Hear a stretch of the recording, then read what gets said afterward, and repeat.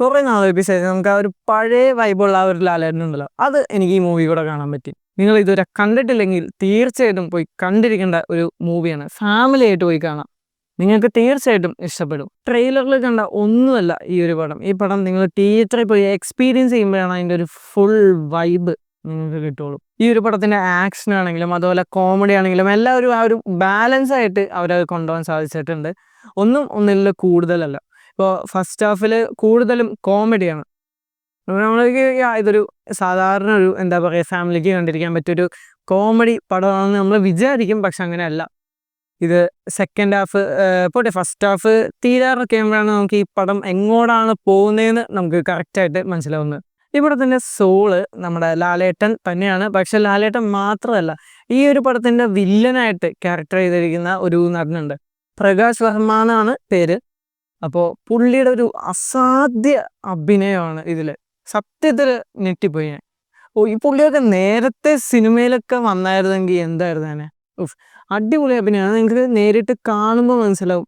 അതുപോലെ തന്നെ ഈ ഒരു സിനിമയുടെ ക്യാരക്ടർ ഡെവലപ്മെൻറ്റ്, ഇപ്പോൾ ആ ഒരു വില്ലൻ ക്യാരക്ടർ ആണെങ്കിലും അത് നമ്മളൊന്നും വിചാരിക്കാത്ത ആ ഒരു ലെവലിലേക്കാണ് അവർ എത്തിച്ചിരിക്കുന്നത്. ഞാനൊന്നും ഒട്ടും പ്രതീക്ഷിച്ചില്ല ഇത് ഇങ്ങനൊരു ഇതിലേക്കാണ് അവർ മാറ്റാൻ പോകുന്നതെന്ന് ഞാൻ ഒട്ടും പ്രതീക്ഷിച്ചില്ല.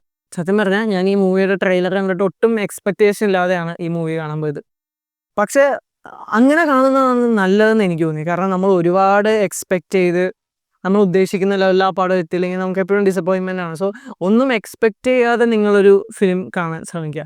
പ്രത്യേകിച്ച് ഈ ഒരു ഫിലിമിൻ്റെ കാര്യം പറയുകയാണെങ്കിലും നല്ല രീതിയിൽ എനിക്ക് ഇഷ്ടപ്പെട്ടു. ഞാൻ ജസ്റ്റ് ട്രെയിലർ കണ്ടപ്പോൾ ഒരു ഫാമിലി എൻ്റർടൈനർ ആയിരിക്കും എന്നാണ് ഞാൻ വിചാരിച്ചത്. പക്ഷെ ഒട്ടുമല്ല. ഇത് വേറൊരു രീതിയിലേക്ക് അവർ സെക്കൻഡ് ഹാഫൊക്കെ കഴിയുമ്പോൾ ആ ഒരു എന്താ പറയുക, നമ്മുടെ ലാലേട്ടൻ്റെ ആ ഒരു പഴയ സ്വാഗും ആ മുണ്ടൊക്കെ മടക്കി കുത്തിയുള്ള ആ ഒരു നിപ്പൊക്കെ കാണുമ്പോൾ അടിപൊളിയായിട്ട് തോന്നി. അതുപോലെ തന്നെ ഈ ഒരു മൂവിയുടെ മ്യൂസിക് ഉണ്ടല്ലോ, ഓരോ ടൈമിലും ഓരോരോ മ്യൂസിക് ഇടുന്ന അത് അടിപൊളിയാണ്. പക്ഷെ എനിക്ക് ആ ഒരു ചില സമയത്തുള്ള ഇത് കേൾക്കുമ്പോൾ എവിടെയൊക്കെയോ കേട്ടതുപോലെ ഒരു ഇത് തോന്നി. ചിലപ്പോൾ എൻ്റെ തോന്നൽ മാത്രമായിരിക്കും.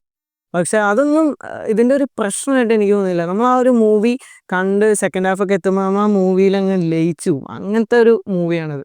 ഒരു പടം നല്ലതാണെങ്കിൽ ഇല്ലെങ്കിൽ അത് കൂടുതൽ ആൾക്കാർ കാണണമെങ്കിൽ ഈ പ്രമോഷൻ്റെയും ഇതിൻ്റെ ഒന്നും ആവശ്യമില്ല. ഞാൻ ഈ മൂവി ഇറങ്ങുന്നതിന് മുമ്പ് തൊട്ട് ഞാൻ അധികം പ്രമോഷൻസ് അധികം കണ്ടില്ല, ചിലപ്പോൾ ഉണ്ടാവുമായിരിക്കും.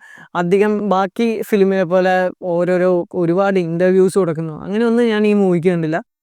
പക്ഷേ ഈ മൂവി എന്താ പറയുക, നമ്മൾ ഫിലിം തിയേറ്ററിൽ പോയി കാണുമ്പോൾ അത് ആ ഒരു മൂവിയുടെ ഒരു ഭംഗിയുണ്ടല്ലോ, നമ്മളൊന്നും എക്സ്പെക്റ്റ് ചെയ്യാതെ പോയി കാണുമ്പോൾ ഉള്ള ഒരു ഭംഗിയുണ്ടല്ലോ, അത് എല്ലാ നമ്മൾ കാണാൻ പോകുന്ന ഫിലിമിനും കിട്ടണമെന്നില്ല. അപ്പോൾ ഒരു മൂവി നല്ലതാണെങ്കിൽ അത് തീർച്ചയായിട്ടും തിയേറ്ററുകളിൽ ഓടിക്കോളും. അതിനെന്താ പറയുക, ഒരുപാട് പ്രൊമോഷൻ കൊടുത്തോണ്ടൊന്നും ഒരു കാര്യമില്ല എന്ന് എനിക്ക് മനസ്സിലായി. സോ അപ്പോൾ നിങ്ങൾ ഫിലിം കണ്ടിട്ടില്ലെങ്കിൽ തീർച്ചയായിട്ടും തിയേറ്ററിൽ പോയി കാണുക. കണ്ടിട്ടുള്ളവരാണെങ്കിൽ തീർച്ചയായിട്ടും നിങ്ങളുടെ അഭിപ്രായങ്ങൾ കമൻറ്റ് ബോക്സിലിടുക.